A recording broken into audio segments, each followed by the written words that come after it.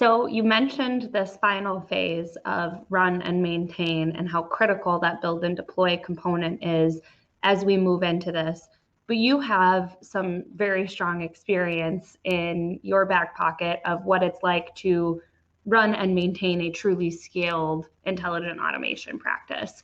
And we talk a lot about within this industry that nirvana of getting to the point where you've scaled and you're using these tools across the organization. But what are some of the challenges that you run into when you've got these truly scaled deployments, and how can we combat some of those challenges? Yeah. So this is something that is not yet under the spotlight because there's very few companies in the world that have achieved a very large footprint of bots, the very large automation footprints. What is really important to understand here is that once you reach a certain size, that footprint is actually becoming an operation by itself. Bots are failing because they are dependent on their environment. And the more bots you have, the more complexity in terms of technology, the more failure you are going to get. Very often, people do not even anticipate that, and they don't include that in their business case. But there's a huge risk of return on investment leakage in that phase if people don't understand that this is an operation.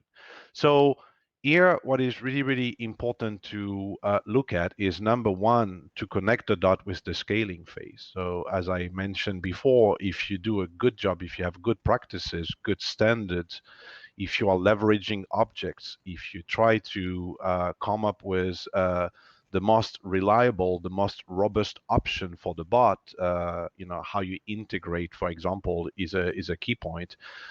Your footprint is going to be a lot more reliable, okay? And therefore, it's going to be a lot more manageable. Having said that, there is a need to understand that when you remove resources, human resources that are doing a set of tasks, and you introduce bots to allow those humans to do something else, you have to manage those bots, right? And looking at it as if it was an activity that can potentially be outsourced to some automation service provider, and really importantly understand that we are going to need to take this very seriously. Today people don't fully understand. As you mentioned, a large chunk of the industry is on the scaling phase, focusing on it. Let's remember that the average deal size for, let's say, RPA is still very small. The amount of bots that we are selling inside a given customer is still very small. Once we will reach thousands and thousands of bots running into a given environment, that phase is going to become probably the most important phase. It can make this overall automation initiative, digital transformation, a success, or it can break it if it's not managed correctly. The other aspect here that I want to add is that obviously I see two type of automation, and they will be handled differently, right? We talk about low code, no code. We talk about, a number of things. I see moving forward, I would say personal productivity type of automation that can easily be decentralized, and where the run and maintain will be decentralized as well, therefore fairly invisible. Think about, I'm trying to automate some activity I'm doing with some Microsoft product, right? As an example. So that's one type that is quite a good target for decentralized citizen development, low code, no code type of target. And the other aspect, which is starting to grow, is the platform approach, the enterprise approach. And this one will really become business critical to the customers. And on this one, we're going to have the right approach. There's a certain number of people looking at developing tools and, funny enough, bots to manage bots.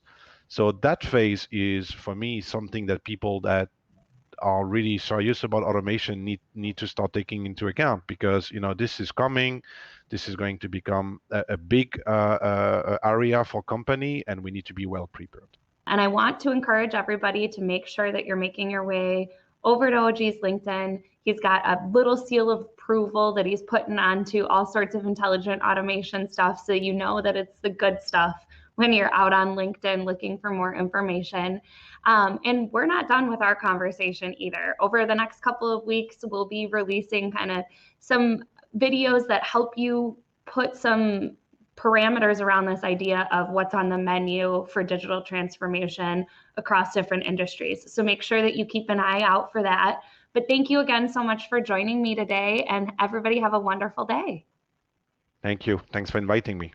If you're looking for expert tips on how to get started with your transformation or looking to hone in on your approach, make sure that you subscribe to our channel to catch our weekly Digital Transformation Talk series, where we interview experts from around the world on how to make it happen.